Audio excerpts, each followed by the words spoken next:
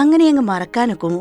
സൂമിനും Google മീറ്റിനും WhatsApp കോളുകൾക്കും മുമ്പുള്ള കാലം, കാതങ്ങൾ അകലെയുള്ളവരെ കണ്ട് സംസാരിക്കാൻ കമ്പ്യൂട്ടറിന് മുന്നിലെ വെബ് ക്യാമറയിൽ കണ്ണും നട്ട് കാത്തിരുന്ന കാലം, ആ ചാറ്റിന്റെ ശബ്ദവും റിംഗ് ടോണും എല്ലാം ഇനി ഓർമ്മകൾ മാത്രം.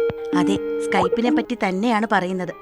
22 വർഷത്തെ സേവനത്തിന് ശേഷം മെയ് 5-ന് സ്കൈപ്പ് പ്രവർത്തനം മൈക്രോസോഫ്റ്റ് ഔദ്യോഗികമായി അവസാനിപ്പിക്കുകയാണ്. 2003-ലാണ് സ്കൈപ്പ് ആരംഭിക്കുന്നത്. ആശയവിനിമയ രംഗത്തെ വൻ കുതിച്ചുചാട്ടമായിരുന്നു ഈ വീഡിയോ കോളിംഗ് ആപ്ലിക്കേഷൻ. സൗജന്യമായി വീഡിയോ കോൾ ചെയ്യാനും ചാറ്റ് ചെയ്യാനുമുള്ള സൗകര്യത്താൽ വളരെ പെട്ടെന്ന് തന്നെ സംഭവം ക്ലിക്കായി. 2011-ൽ സ്കൈപ്പിനെ മൈക്രോസോഫ്റ്റ് ഏറ്റെടുത്തു. പിന്നീട് വന്ന പുതിയ വീഡിയോ കോളിംഗ് സംവിധാനങ്ങൾക്ക് മുന്നിൽ കാലഹരണപ്പെട്ടതോടെയാണ് സ്കൈപ്പ് അവസാനിപ്പിക്കാൻ മൈക്രോസോഫ്റ്റ് തീരുമാനിച്ചത്. നിലവിൽ മൈക്രോസോഫ്റ്റിന്റെ ശ്രദ്ധ ടീംസ് എന്ന വീഡിയോ കോളിംഗ് ആപ്പിലാണ്. സ്കൈപ്പ് ഉപയോക്താക്കൾക്ക് ടീംസിലേക്ക് ബുദ്ധിമുട്ടൊന്നുമില്ലാതെ തന്നെ മാറാമെന്ന് മൈക്രോസോഫ്റ്റ് അറിയിച്ചിട്ടുണ്ട്. അവരവരുടെ നിലവിലെ സ്കൈപ്പ് അക്കൗണ്ട് ഉപയോഗിച്ച് ടീംസിലേക്ക് ലോഗിൻ ചെയ്യാം.